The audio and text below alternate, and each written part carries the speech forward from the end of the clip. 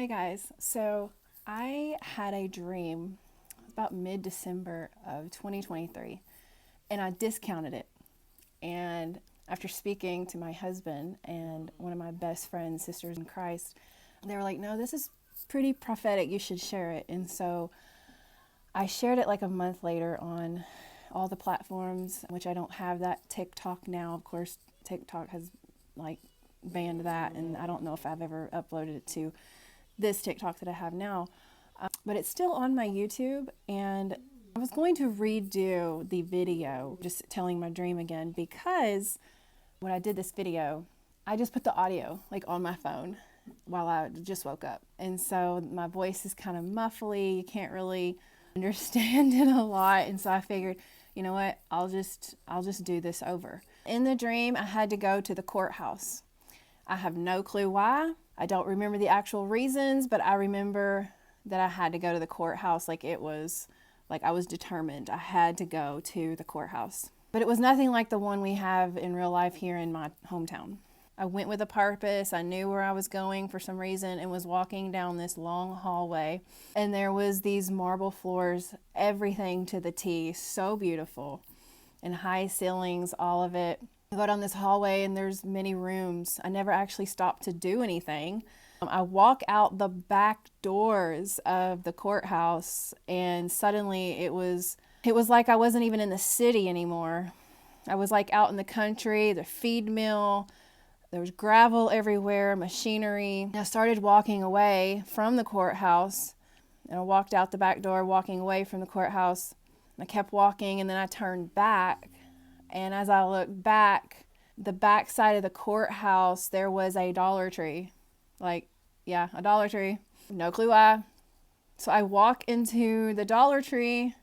I go in there. I'm looking around. But the things that I put in my cart to purchase were perishables. It was like Cheetos and Cheez-Its and just junk food, right? Nothing really profound. And I go to the register. This is where it gets interesting. I go to the register. I immediately realize I don't have my wallet. I literally left the house without my wallet. So I go to the counter and I tell the lady that was ringing everything up, I don't have my wallet with me, but I do know my card information by heart, and I do. And I just punch it in the little touchpad, She said, no, the card has to be verified to know that it's you. And she said, you can write down your card information on this paper and we can go and do a background or credit check or something, is what she said, to verify that it's me. Because she said that it has to go through, and I'm not going to say what she said because people who know where I'm at, know me, know who and what clinic that I'm talking about. But it was the clinic that has a monopoly on this town. It's 3 words and it starts with the letter G, and it usually goes by just the initials. So we'll just leave it at that. She said it has to go through, and this is a medical clinic that it has to go through. And I immediately was like, no, I'm turning that down. I'm not doing that. And she's like, it's not a big deal. It just takes just a few seconds. It's not that long of a process. I said, I understand, but I'm not doing that. I'm not doing this. It makes no sense. And so I left. And as I was leaving, I walk out, but I realized I didn't have my shoes on. For some reason, I don't know if when I walked in the store, I took my shoes off, like my sandals, I don't know. But I walked back in and put my shoes on, I slipped them on my feet, and then I left. But I did not leave the way when I went out that back door. I didn't leave that way where the feed mill and, the gravel, all that was. I went back through the courthouse to the front again. And as I'm walking through, there was like I said, many, many rooms. It was almost like a maze, and everything was in its place, beautiful, elegant. I was not dressed to success. I was not dressed to please. I was probably in jeans or yoga pants and a t-shirt, right? And as I'm walking through, I almost got lost. And then I saw the direction I was trying to go, and I was like, wait, this is the main hall. This is where I need to go. And as I'm walking through, basically, I didn't have to go inside. I didn't turn to a room or anything. It just opened into this huge banquet hall. It was this huge hallway, and it just gave way into like this huge banquet hall.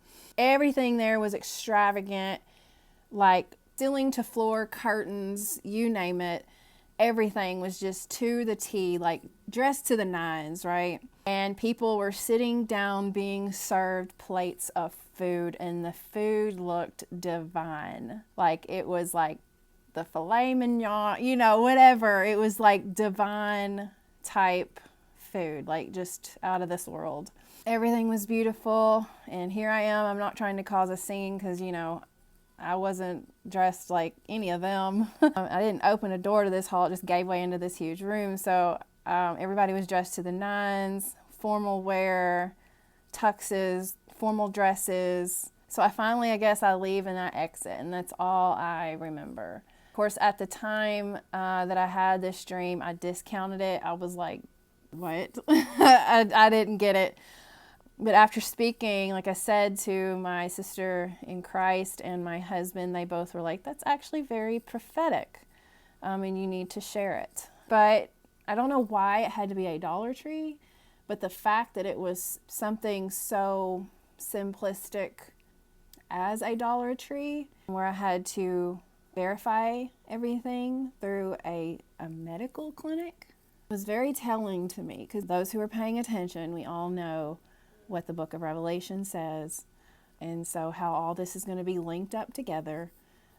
And so I feel like God was trying to tell me things to come. The medical clinic here in my town has quickly taken over our entire town and in the surrounding counties, to where there's hardly any private practices anymore in the medical community as far as doctors. They're all tied in over everything. And so I just found it funny that, you know, my credit card, my money, has nothing to do with the medical community, but it had to go through that. We know that everything is leading up to the mark of the beast. Everything's going to be tied in together.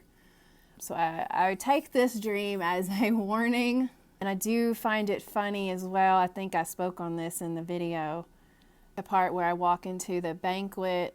My husband's eyebrows raised whenever I said that, and I wasn't putting anything together, but it kind of symbolized our exit. You know, I said no to the whole credit card background check.